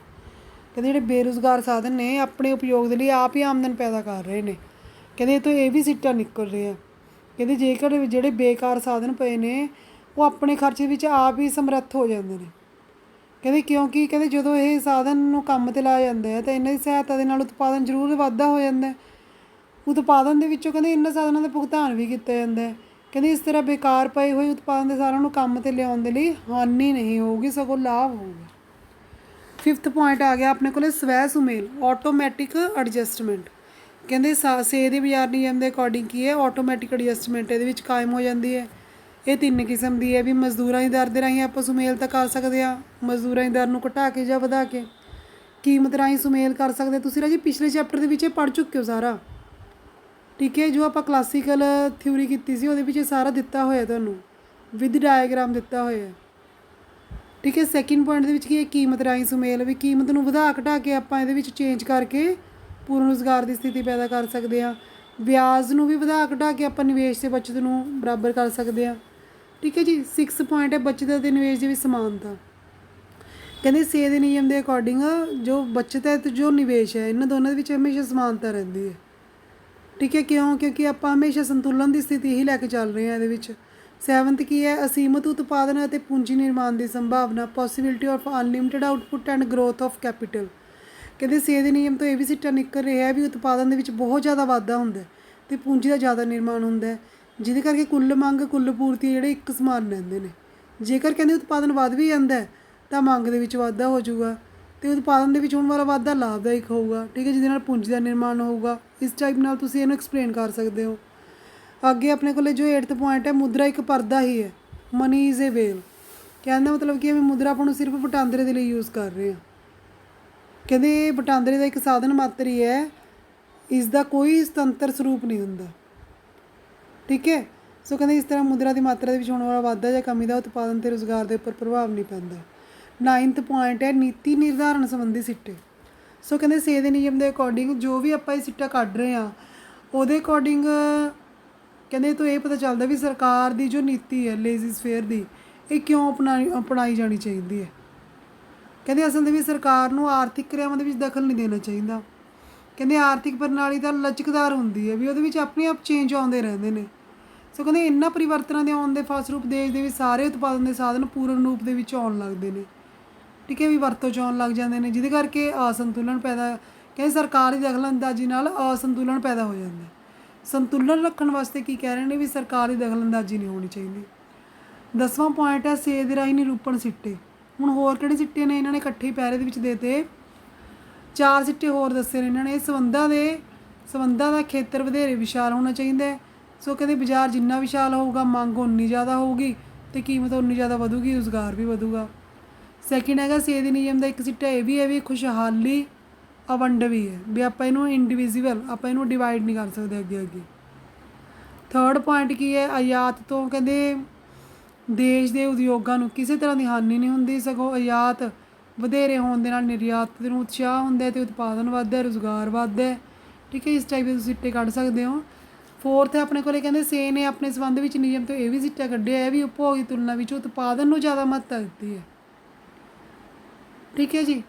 ਸੋ ਕਹਿੰਦੇ ਚੰਗੀ ਸਰਕਾਰ ਉਤਪਾਦਨ ਨੂੰ ਉਤਸ਼ਾਹ ਦੇਊਗੀ ਅਤੇ ਬੁਰੀ ਸਰਕਾਰ ਉਪਭੋਗ ਨੂੰ ਪ੍ਰੇਰਨਾ ਦੇਊਗੀ। ਇਹਦੇ ਅਕੋਰਡਿੰਗ ਇਹ ਸਾਰਾ ਸਿੱਟਾ ਨਿਕਲਦਾ ਹੈ। ਅੱਗੇ ਦੀਆਂ ਕੁਛ ਆਲੋਚਨਾਵਾਂ ਨੇ ਦੇਖੋ ਜੋ ਤੁਸੀਂ ਅਜ਼ੰਪਸ਼ਨ ਪੜ੍ਹੀਆਂ ਨੇ ਅਜ਼ੰਪਸ਼ਨ ਦੇ ਬਿਲਕੁਲ ਉਲਟ ਹੁੰਦੀਆਂ ਨੇ। ਠੀਕ ਹੈ, ਫਸਟ ਕੀ ਹੈ ਸਧਾਰਨ ਵਾਧੂ ਉਤਪਾਦਨ ਸੰਭਵ ਹੈ। ਠੀਕ ਹੈ, ਆਪਾਂ ਇਹ ਅਜ਼ਿਊਮ ਕਰਕੇ ਚੱਲੇ ਸੀ ਵੀ ਸਧਾਰਨ ਅਤੀ ਉਤਪਾਦਨ ਸੰਭਵ ਨਹੀਂ ਹੈਗਾ, ਬਟ ਰੀਅਲ ਲਾਈਫ ਦੇ ਵਿੱਚ ਇਹ ਸੰਭਵ ਹੈਗਾ। ਕਹਿੰਦੇ ਆਮਦਨ ਦਾ ਉਹ ਹਿੱਸਾ ਜੋ ਉਪਭੋਗ ਨਹੀਂ ਕੀਤਾ ਜਾਂਦਾ ਉਹ ਬਚਾ ਲਿਆ ਜਾਂਦਾ ਤਾਂ ਉਹਨੂੰ ਨਿਵੇਸ਼ ਕਰਾਂਗੇ ਤਾਂ ਇਹਦਾ ਮਤਲਬ ਕੀ ਹੈ ਉਹਦੇ ਨਾਲ ਵਸਤੂਆਂ ਅਤੇ ਸੇਵਾਵਾਂ ਪੈਦਾ ਹੋਣਗੀਆਂ। ਇਹਦਾ ਮਤਲਬ ਕੀ ਹੈ ਫਿਰ ਵੀ ਜੋ ਆਪਣੀ ਪੂੰਜੀਵਾਦੀ ਅਰਥ ਵਿਵਸਥਾ ਉਹਦੇ ਵਿੱਚ ਜੋ ਸਧਾਰਨ ਅਤੀ ਉਤਪਾਦਨ ਹੈ ਉਹ ਸੰਭਵ ਹੋ ਸਕਦਾ। ਅੱਗੇ ਸਧਾਰਨ ਬੇਰੁਜ਼ਗਾਰੀ ਸੰਭਵ ਹੈ। ਕਹਿੰਦੇ ਲਾਰਡ ਕੇਨਸ ਦੇ ਅਕੋਰਡਿੰਗ ਕੀ ਹੈ ਵੀ ਸਧਾਰਨ ਬੇਰੁਜ਼ਗਾਰੀ ਉਹ ਸੰਭਵ ਨਹੀਂ ਹੈਗੀ, ਬਟ ਰੀਅਲ ਲਾਈਫ ਦੇ ਵਿੱਚ ਇਹ ਸੰਭਵ ਹੈ। ਕੇਨਸ ਦੇ ਅਕੋਰਡਿੰਗ ਇਹ ਸੰਭਵ ਹੈਗੀ ਹੈ। ਕਹਿੰਦੇ ਜੇਕਰ ਕਿਸੇ ਅਰਥ ਵਿਵਸਥਾ ਸਧਾਰਨ ਬੇਰੁਜ਼ਗਾਰੀ ਪਾਈ ਜਾਂਦੀ ਹੈ ਤਾਂ ਨਕਦ ਮਜ਼ਦੂਰੀ ਘੱਟ ਹੋ ਜੂਗੀ। ਨਕਦ ਮਜ਼ਦੂਰੀ ਘੱਟ ਹੋਣ ਦੇ ਨਾਲ ਰੁਜ਼ਗਾਰ ਦੀ ਮਾਤਰਾ ਜ਼ਿਆਦਾ ਹੋ ਜੂਗੀ, ਪਰ ਕਹਿੰਦੇ ਇਹਦੇ ਫਲਸਰੂਪ ਸਧਾਰਨ ਬੇਰੁਜ਼ਗਾਰੀ ਦੀ ਹਾਲਤ ਖਤਮ ਹੋ ਜੂਗੀ ਅਤੇ ਪੂਰਨ ਰੁਜ਼ਗਾਰ ਦੀ ਹਾਲਤ ਜਿਹੜੀ ਪੈਦਾ ਹੋ ਜੂਗੀ। ਅੱਗੇ ਕਹਿੰਦੇ ਕੇਨਸ ਦੇ ਅਕੋਰਡਿੰਗ ਇਹ ਦੋ ਧਾਰੀ ਤਲਵਾਰ ਹੈ ਵੀ ਜਿਸ ਟਾਈਪ ਨਾਲ ਸਮਝਾ ਰਹੇ ਨੇ ਉਸ ਟਾਈਪ ਦੇ ਨਾਲ ਸਹੀ ਨਹੀਂ ਹੈਗਾ। ਵੀ ਉਸ ਟਾਈਪ ਦੇ ਨਾਲ ਆਪਾਂ ਕਹਿ ਸਕਦੇ ਹਾਂ ਵੀ ਪੂਰਨ ਰੁਜ਼ਗਾਰ ਦੀ ਹਾਲਤ ਪੈਦਾ ਹੋ ਜੂਗੀ, ਪਰ ਇਹ ਨਹੀਂ ਹੋ ਸਕਦੀ। ਠੀਕ ਹੈ, ਇਸ ਟਾਈਪ ਦੇ ਨਾਲ ਨਹੀਂ ਹੋ ਸਕਦੀ। ਕਹਿੰਦੇ ਇਹਦੇ ਨਾਲ ਕੀ ਹੈ ਇਹਨਾਂ ਸਾਰਿਆਂ ਦੇ ਫਲਸਰੂਪ ਤਾਂ ਆਪਣੇ ਕੋਲ ਪ੍ਰਭਾਵਪੂਰਨ ਮੰਗ ਘੱਟ ਜੂਗੀ। ਪ੍ਰਭਾਵਪੂਰਨ ਮੰਗ ਘੱਟ ਹੋਣ ਦੇ ਨਾਲ ਉਤਪਾਦਨ ਘੱਟ ਜੂਗਾ, ਰੁਜ਼ਗਾਰ ਘੱਟ ਜੂਗਾ, ਬੇਰੁਜ਼ਗਾਰੀ ਵੱਧ ਜੂਗੀ। ਅੱਗੇ ਸਵੈ ਸੁਮੇਲ ਦੀ ਕਮੀ। ਹੁਣ ਜਿਵੇਂ ਇਹ ਸਵੈ ਸੁਮੇਲ ਕਰਾ ਕੇ ਦਿਖਾ ਰਹੇ ਨੇ ਤੁਹਾਨੂੰ, ਠੀਕ ਹੈ, ਕੀਮਤਾਂ ਦੇ ਵਿੱਚ ਜਾਂ ਮਜ਼ਦੂਰੀ ਦੇ ਵਿੱਚ ਜਿਵੇਂ ਵੀ ਇਹ ਬੱਚਤ ਦੇ ਵਿੱਚ ਨਿਵੇਸ਼ ਦੇ ਵਿੱਚ, ਕਹਿੰਦੇ ਉਹ ਪੋਸੀਬਲ ਨਹੀਂ ਹੈਗਾ। ਕਹਿੰਦੇ ਕੇਨਸ ਦੇ ਅਕੋਰਡਿੰਗ ਹੈ ਵੀ ਇਹ ਧਾਰਨਾ ਵੀ ਗਲਤ ਹੈ ਸਵੈ ਸੁਮੇਲ ਵਾਲੀ। ਕਹਿੰਦੇ ਸਵੈ ਸੁਮੇਲ ਤਾਂ ਉਸ ਸਮੇਂ ਹੁੰਦੀ ਜਦੋਂ ਮੰਗ ਅਤੇ ਪੂਰਤੀ ਬਰਾਬਰ ਹੁੰਦੀਆਂ ਨੇ ਜਾਂ ਨਿਵੇਸ਼ ਬੱਚਤ ਬਰਾਬਰ ਹੁੰਦੇ ਨੇ। ਠੀਕ ਹੈ, ਪਰ ਕਹਿੰਦੇ ਜ਼ਰੂਰੀ ਨਹੀਂ ਹੈਗਾ। ਕਹਿੰਦੇ ਕੀਮਤ ਵਿੱਚ ਪਰਿਵਰਤਨ ਹੋਣ ਦੇ ਨਾਲ ਮੰਗ ਅਤੇ ਪੂਰਤੀ ਦੇ ਵਿੱਚ ਪਰਿਵਰਤਨ ਆਉਂਦਾ ਰਹਿੰਦਾ। ਠੀਕ ਹੈ, ਵੀ ਜ਼ਰੂਰੀ ਨਹੀਂ ਹੈਗਾ ਵੀ ਹਰ ਵੇਲੇ ਬਰਾਬਰ ਹੋਣਗੇ। ਇਸੇ ਤਰ੍ਹਾਂ ਬੱਚਤ ਅਤੇ ਨਿਵੇਸ਼ ਦੇ ਵਿੱਚ ਵੀ ਵਾਧਾ ਘਾਟਾ ਹੁੰਦਾ ਰਹਿੰਦਾ, ਉਹ ਵੀ ਬਰਾਬਰ ਨਹੀਂ ਹੋ ਸਕਦੇ, ਜਿਹਦੇ ਕਰਕੇ ਆਪਾਂ ਕਹਿ ਸਕਦੇ ਹਾਂ ਵੀ ਹਰ ਵੇਲੇ ਅਰਥ ਵਿਵਸਥਾ ਵਿੱਚ ਸਵੈ ਸੁਮੇਲ ਨਹੀਂ ਰਹਿ ਸਕਦਾ। ਫੋਰਥ ਪੁਆਇੰਟ ਹੈ ਸੇ ਦੇ ਨਿਯਮ ਦਾ ਤਰਕਪੂਰਨ ਨਹੀਂ ਹੈ। ਸੇਜ਼ ਲਾਈਜ਼ ਨਾਟ ਲੌਜੀਕਲ। ਕਹਿੰਦੇ ਇਹਦਾ ਇਹ ਵੀ ਤਰਕ ਹੈ ਵੀ ਕੁੱਲ ਮੰਗ ਹੈ ਹਰ ਵੇਲੇ ਇੰਨੀ ਰਹੂਗੀ ਜਿੰਨੀ ਕੁੱਲ ਪੂਰਤੀ ਰਹੂਗੀ, ਪਰ ਇਹ ਉਚਿਤ ਨਹੀਂ ਹੈਗਾ। ਠੀਕ ਹੈ, ਇਹ ਵੀ ਕਹਿੰਦੇ ਉਚਿਤ ਨਹੀਂ। ਕਹਿੰਦੇ ਕੇਨਸ ਨੇ ਇਸ ਤਰਕ ਨੂੰ ਅਨੁਚਿਤ ਸਿੱਧ ਕਰਦੇ ਹੋਏ ਇਹ ਦੱਸਿਆ ਵੀ ਕੁੱਲ ਮੰਗ ਨੂੰ ਦੋ ਹਿੱਸਿਆਂ 'ਚ ਵੰਡਿਆ ਗਿਆ, ਉਪਭੋਗ ਕੰਜ਼ੰਪਸ਼ਨ ਡਿਮਾਂਡ ਅਤੇ ਦੂਜੀ ਇਨਵੈਸਟਮੈਂਟ ਡਿਮਾਂਡ। ਠੀਕ ਹੈ, ਸੋ ਜਿਹਦੇ ਕਰਕੇ ਆਪਾਂ ਦੋਨਾਂ ਨੂੰ ਹਮੇਸ਼ਾ ਬਰਾਬਰ ਨਹੀਂ ਕਰ ਸਕਦੇ। ਠੀਕ ਹੈ, ਕਹਿੰਦੇ ਉਪਭੋਗ ਮੰਗ ਹੈ ਜੋ ਮਨੁੱਖ ਦੇ ਨਾਲ ਰਿਲੇਟਡ ਹੈ ਸਾਰਾ, ਅਤੇ ਜਿਹੜਾ ਨਿਵੇਸ਼ ਮੰਗ ਹੈ ਉਹ ਪੂੰਜੀ ਦੀ ਸੀਮਾਤ ਉਤਪਾਦਕਤਾ 'ਤੇ ਨਿਰਭਰ ਕਰਦਾ ਹੈ। ਸੋ ਕਹਿੰਦੇ ਜ਼ਰੂਰੀ ਨਹੀਂ ਹੈਗਾ ਵੀ ਜਦੋਂ ਆਮਦਨ 'ਚ ਵਾਧਾ ਹੋਊਗਾ ਅਤੇ ਉਪਭੋਗ ਅਤੇ ਨਿਵੇਸ਼ ਦੋਨੋਂ ਵਧਣਗੇ, ਵੀ ਰੀਅਲ ਲਾਈਫ ਦੇ ਵਿੱਚ ਐਵੇਂ ਪੋਸੀਬਲ ਨਹੀਂ ਹੈਗਾ। ਫਿਫਥ ਹੈਗਾ ਆਪਣੇ ਕੋਲ ਬੱਚਤ ਅਤੇ ਨਿਵੇਸ਼ ਦੇ ਵਿੱਚ ਸੰਤੁਲਨ, ਇਕੁਇਲਿਬਰੀਅਮ ਬਿਟਵੀਨ ਸੇਵਿੰਗ ਐਂਡ ਇਨਵੈਸਟਮੈਂਟ। ਕਹਿੰਦੇ ਸੇ ਦੇ ਨਿਯਮ ਦੇ ਅਕੋਰਡਿੰਗ ਪਰੰਪਰਾਵਾਦੀ ਅਰਥਸ਼ਾਸਤਰੀਆਂ ਦੀ ਇਹ ਵੀ ਧਾਰਨਾ ਬਣਾਈ ਸੀ ਵੀ ਬੱਚਤ ਅਤੇ ਨਿਵੇਸ਼ ਹਰ ਵੇਲੇ ਸੰਤੁਲਨ ਹੋਊਗੀ, ਪਰ ਕਹਿੰਦੇ ਸੰਤੁਲਨ ਉਹਨਾਂ ਦੇ ਵਿੱਚ ਕਹਿੰਦੇ ਸੰਤੁਲਨ ਨਾ ਹੋਵੇ ਤਾਂ ਵਿਆਜ ਦਰ 'ਚ ਆਪਣੇ ਆਪ ਪਰਿਵਰਤਨ ਹੋਣਗੇ ਅਤੇ ਇਹਨਾਂ ਵਿੱਚ ਸੰਤੁਲਨ ਹੋ ਜੂਗਾ, ਪਰ ਕੇਨਸ ਦੇ ਅਕੋਰਡਿੰਗ ਐਵੇਂ ਸੰਭਵ ਨਹੀਂ ਹੈਗਾ। ਕਹਿੰਦੇ ਬੱਚਤ ਤੇ ਨਿਵੇਸ਼ ਹੈ ਹਮੇਸ਼ਾ ਬਰਾਬਰ ਰਵੇ ਇਹ ਸੰਭਵ ਨਹੀਂ। ਕਹਿੰਦੇ ਕੇਨਸ ਦਾ ਇਹ ਵਿਚਾਰ ਦੱਸਿਆ ਵੀ ਨਿਵੇਸ਼ ਤੇ ਬੱਚਤ ਹੈ ਇਹ ਸਮਾਨਤਾ ਵਿਆਜ ਦਰ 'ਤੇ ਨਿਰਭਰ ਨਹੀਂ ਕਰਦੀ, ਸਗੋਂ ਆਮਦਨ ਦੇ ਪੱਧਰ ਦੇ ਉੱਪਰ ਨਿਰਭਰ ਕਰ ਰਹੀ ਹੈ। ਠੀਕ ਹੈ। ਅੱਗੇ ਹੈਗਾ ਮੁਦਰਾ ਸਿਰਫ ਵਟਾਂਦਰੇ ਦਾ ਸਾਧਨ ਨਹੀਂ ਹੈ। ਆਪਾਂ ਨੇ ਕੀ ਕਿਹਾ ਵੀ ਮੁਦਰਾ ਸੇਧ ਨਿਯਮ ਨੇ ਕਿਹਾ ਹੈ ਵੀ ਮੁਦਰਾ ਸਿਰਫ ਲੈਣ ਦੇਣ ਦੇ ਲਈ ਯੂਜ਼ ਕੀਤੀ ਜਾਂਦੀ ਹੈ, ਆਪਾਂ ਇਹਨੂੰ ਸੇਵ ਨਹੀਂ ਕਰ ਸਕਦੇ। ਪਰ ਕਹਿੰਦੇ ਕੇਨਸ ਇਹ ਵਾਲੇ ਵਿਚਾਰ ਨਾਲ ਸਹਿਮਤ ਨਹੀਂ ਹੈਗਾ। ਕਹਿੰਦੇ ਮੁਦਰਾ ਨੂੰ ਆਪਾਂ ਮੁਦਰਾ ਦਾ 21 ਹਿੱਸਾ ਤਾਂ ਖਰਚ ਕਰਦੇ ਹਾਂ, ਪਰ 21 ਹਿੱਸਾ ਆਪਾਂ ਸੇਵਿੰਗ ਵੀ ਤਾਂ ਕਰਦੇ ਹਾਂ। ਕਹਿੰਦੇ ਧਨ ਦਾ ਭੰਡਾਰ ਵੀ ਤਾਂ ਹੋ ਸਕਦਾ ਹੈ। ਕਹਿੰਦੇ ਜੇਕਰ ਧਨ ਦਾ ਭੰਡਾਰ ਕੀਤਾ ਜਾਊਗਾ ਤਾਂ ਕੁੱਲ ਮੰਗ ਕੁੱਲ ਪੂਰਤੀ ਤੋਂ ਘੱਟ ਜੂਗੀ। ਇਹਦੇ ਨਾਲ ਜੋ ਹੋਊਗਾ ਆਪਣੇ ਆਪ ਅਸੰਤੁਲਨ ਪੈਦਾ ਹੋ ਜਾਂਦਾ। ਅੱਗੇ ਰਾਜ ਦੇ ਦਖਲ ਦੀ ਲੋੜ। ਸੇਧ ਨਿਯਮ ਦੇ ਅਕੋਰਡਿੰਗ ਇਹ ਵੀ ਸਿੱਟਾ ਕੱਢਿਆ ਗਿਆ ਵੀ ਰਾਜ ਦੀ ਦਖਲ ਦੀ ਜ਼ਰੂਰਤ ਪੈਂਦੀ ਹੈ, ਵੀ ਸਰਕਾਰ ਦੀ ਦਖਲ ਦੀ ਜ਼ਰੂਰਤ ਪੈਂਦੀ ਹੈ। ਕਿਉਂਕਿ ਕਹਿੰਦੇ ਅਗਰ ਦਖਲ ਨਹੀਂ ਹੋਊਗਾ ਤਾਂ ਗਰੀਬੀ, ਬੇਕਾਰੀ, ਸਮਾਜਿਕ ਆਰਥਿਕ ਕੁਰੀਤੀਆਂ ਇਹ ਸਾਰੀਆਂ ਪੈਦਾ ਹੋ ਜਾਣਗੀਆਂ ਸਮਾਜ ਦੇ ਵਿੱਚ, ਜਿਹਦੇ ਕਰਕੇ ਆਰਥਿਕ ਵਿਵਸਥਾ ਵਿੱਚ ਅਸੰਤੁਲਨ ਪੈਦਾ ਹੋ ਜਾਂਦਾ। ਤਾਂ ਇਹਨਾਂ ਦੇ ਵਿੱਚ ਸੰਤੁਲਨ ਕਰਨ ਵਾਸਤੇ ਸਰਕਾਰ ਦੇ ਦਖਲ ਦੀ ਜ਼ਰੂਰਤ ਪਊਗੀ। ਅੱਗੇ 8ਵਾਂ ਪੁਆਇੰਟ ਹੈ ਦੀਰਘਕਾਲੀਨ ਸੰਤੁਲਨ। ਕਹਿੰਦੇ ਸੇਧ ਨਿਯਮ ਦੇ ਅਕੋਰਡਿੰਗ ਦੀਰਘ ਕਾਲ ਦੇ ਵਿੱਚ ਇਹ ਸੰਭਵ ਹੋ ਸਕਦਾ ਵੀ ਕੁੱਲ ਮੰਗ ਨੂੰ ਵਧਾ ਕੇ ਕੁੱਲ ਪੂਰਤੀ ਬਰਾਬਰ ਕੀਤਾ ਜਾਵੇ। ਕਹਿੰਦੇ ਦੀਰਘ ਕਾਲ ਦੇ ਵਿੱਚ ਬਾਜ਼ਾਰ ਦੀਆਂ ਸੁਤੰਤਰ ਸ਼ਕਤੀਆਂ ਨੇ ਮੁਕਾਬਲੇ ਦੇ ਕਰਕੇ ਮੰਗ ਅਤੇ ਪੂਰਤੀ ਵਿੱਚ ਸੰਤੁਲਨ ਸਥਾਪਿਤ ਕਰ ਦਿੰਦੀਆਂ ਨੇ। ਪਰੰਤੂ ਕੇਨਸ ਦੇ ਅਕੋਰਡਿੰਗ ਕਹਿੰਦੇ ਦੀਰਘ ਕਾਲ ਦੇ ਵਿੱਚ ਅਸੀਂ ਸਾਰੇ ਮਰ ਜਾਵਾਂਗੇ, ਵੀ ਜੋ ਵੀ ਆਪਾਂ ਨਿਯਮ ਦੇਣਾ ਚਾਹੀਦਾ ਉਹ ਅਲਪ ਕਾਲ ਦੇ ਵਿੱਚ ਦੇਣਾ ਚਾਹੀਦਾ, ਦੀਰਘ ਕਾਲ ਦੇ ਵਿੱਚ ਨਹੀਂ ਹੋਣਾ ਚਾਹੀਦਾ। 9th ਹੈਗਾ ਵਪਾਰ ਚੱਕਰ, ਟ੍ਰੇਡ ਸਾਈਕਲਸ। ਕਹਿੰਦੇ ਸੇਧ ਨਿਯਮ ਦੇ ਅਕੋਰਡਿੰਗ ਆਰਥਿਕ ਵਿਵਸਥਾ ਵਿੱਚ ਉਤਾਰ ਚੜਾਵ ਨਹੀਂ ਹੋਣੇ ਚਾਹੀਦੇ। ਅਰਥ ਵਿਵਸਥਾ ਵਿੱਚ ਸੰਤੁਲਨ ਦੀ ਹਾਲਤ ਪਾਈ ਜਾਣੀ ਚਾਹੀਦੀ ਹੈ। ਪਰ ਅਸਲ ਦੇ ਵਿੱਚ ਕਹਿੰਦੀ ਹਰੇਕ ਅਰਥ ਵਿਵਸਥਾ ਵਿੱਚ ਉਤਾਰ ਚੜਾਵ ਆਉਂਦੇ ਰਹਿੰਦੇ ਨੇ, ਵੀ ਮੰਦੀ ਆਈ ਕਦੇ ਤੇਜ਼ੀ ਆ ਗਈ। ਠੀਕ ਹੈ। ਸੋ ਸੇਧ ਦਾ ਇਹ ਵੀ ਨਿਯਮ, ਇਹ ਵੀ ਮਤਲਬ ਅਜ਼ੰਪਸ਼ਨ ਹੈ, ਠੀਕ ਨਹੀਂ ਹੈਗੀ। ਅੱਗੇ 10ਵਾਂ ਪੁਆਇੰਟ ਹੈ ਤੁਹਾਡੇ ਕੋਲ ਅੰਸ਼ਿਕ ਸੰਤੁਲਨ ਦੇ ਸਿੱਟਿਆਂ ਨੂੰ ਸਧਾਰਨ ਸੰਤੁਲਨ 'ਤੇ ਲਾਗੂ ਕਰਨਾ। ਕਹਿੰਦੇ ਸੇਧ ਨਿਯਮ ਦੇ ਇਹ ਵੀ ਗਲਤੀ ਹੈ ਵੀ ਇਸ ਸਿਧਾਂਤ ਦੇ ਵਿੱਚ ਇੱਕ ਵਿਸ਼ੇਸ਼ ਉਦਯੋਗ 'ਤੇ ਲਾਗੂ ਹੋਣ ਵਾਲੇ ਅੰਸ਼ਿਕ ਵਿਸ਼ਲੇਸ਼ਣ ਸੰਤੁਲਨ ਨੂੰ ਸਮੁੱਚੀ ਅਰਥ ਵਿਵਸਥਾ 'ਤੇ ਲਾਗੂ ਕਰਨ ਦੀ ਕੋਸ਼ਿਸ਼ ਕੀਤੀ ਗਈ ਹੈ, ਵੀ ਜਦਕਿ ਕੀ ਹੈ ਇਹ ਵੀ ਸਾਰੀ ਅਰਥ ਵਿਵਸਥਾ ਦੇ ਉੱਪਰ ਲਾਗੂ ਨਹੀਂ ਹੁੰਦਾ। ਇਹਨਾਂ ਨੇ ਐਗਜ਼ਾਮਪਲ ਵੀ ਦਿੱਤੀ ਹੈ ਵੀ ਇੱਕ ਫਰਮ ਹੈ ਮਜ਼ਦੂਰੀ ਦਰ ਨੂੰ ਘੱਟ ਕਰਕੇ ਰੁਜ਼ਗਾਰ ਨੂੰ ਵਧਾ ਸਕਦੀ ਹੈ। ਠੀਕ ਹੈ। ਅਤੇ ਉਸ ਫਰਮ ਦੇ ਉਤਪਾਦਨ ਨੂੰ ਮੰਗ ਹੈ ਸਿਰਫ ਉਸ ਫਰਮ ਦੇ ਵਿੱਚ ਹੀ ਕੰਮ ਕਰਨ ਵਾਲੇ ਕਿਰਤੀਆਂ 'ਤੇ ਨਿਰਭਰ ਨਹੀਂ ਕਰੂਗੀ, ਸਗੋਂ ਉਦਯੋਗ ਦੇ ਕਿਰਤੀਆਂ ਦੇ ਉੱਪਰ ਵੀ ਨਿਰਭਰ ਕਰੂਗੀ। ਠੀਕ ਹੈ। ਵੀ ਜੋ ਦੂਜੇ ਉਦਯੋਗ ਦੇ ਕਿਰਤੀ ਨੇ, ਕਹਿੰਦੇ ਪਰ ਜੇਕਰ ਸਾਰੀਆਂ ਫਰਮਾਂ ਮਜ਼ਦੂਰੀ ਦਰ ਨੂੰ ਘਟਾ ਦੇਣਗੀਆਂ ਤਾਂ ਆਮਦਨ ਘੱਟ ਜੂ, ਕੁੱਲ ਆਮਦਨ ਘੱਟ ਜੂ, ਕੁੱਲ ਆਮਦਨ ਘਟਣ ਦੇ ਨਾਲ ਕੁੱਲ ਮੰਗ ਘੱਟ ਜੂ, ਜਿਹਦੇ ਨਾਲ ਲਾਭ ਦੀ ਜਗ੍ਹਾ 'ਤੇ ਹਾਨੀ ਹੋਣ ਲੱਗ ਜਾਂਦੀ ਹੈ। ਲਾਸਟ ਹੈ ਆਪਣੇ ਕੋਲ ਅਲਪ ਰੁਜ਼ਗਾਰ ਸੰਤੁਲਨ ਸੰਭਵ ਹੈ। ਕਹਿੰਦੇ ਸੇਧ ਨਿਯਮ ਦੇ ਵਿੱਚ ਸੰਤੁਲਨ ਦੀ ਹਾਲਤ ਸਿਰਫ ਪੂਰਨ ਰੁਜ਼ਗਾਰ ਦੀ ਹਾਲਤ ਵਿੱਚ ਸੰਭਵ ਹੈ, ਪਰ ਕੇਨਸ ਦੇ ਅਕੋਰਡਿੰਗ ਸੰਤੁਲਨ ਦੀ ਹਾਲਤ ਹੈ ਜਿਹੜੀ ਅਲਪ ਰੁਜ਼ਗਾਰ ਦੇ ਵਿੱਚ ਵੀ ਸੰਭਵ ਹੋ ਸਕਦੀ ਹੈ। ਸੋ ਅਸਲ ਦੇ ਵਿੱਚ ਕਹਿੰਦੇ ਅਲਪ ਰੁਜ਼ਗਾਰ ਦੀ ਹਾਲਤ ਹੀ ਅਸਲੀ ਹਾਲਤ ਹੈ। ਠੀਕ ਹੈ ਜੀ। ਇਹ ਸੀਗਾ ਆਪਣੇ ਕੋਲ ਸੇਧ ਨਿਯਮ। ਠੀਕ ਹੈ। ਮੀਨਿੰਗ, ਐਕਸਪਲੇਨੇਸ਼ਨ ਐਂਡ ਇਸ ਦੀ ਕ੍ਰਿਟਿਸਿਜ਼ਮ, ਜੋ ਸਿੱਟੇ ਵਗੈਰਾ ਸਾਰੇ ਕੰਪਲੀਟ ਹੋ ਗਏ ਔਰ ਤੁਹਾਡਾ ਲੈਸਨ ਹੈ ਜਿਹੜਾ ਇਹ ਵੀ ਕੰਪਲੀਟ ਹੋ ਗਿਆ। ਠੀਕ ਹੈ ਰਾਜੇ। ਓਕੇ ਬੇਟਾ।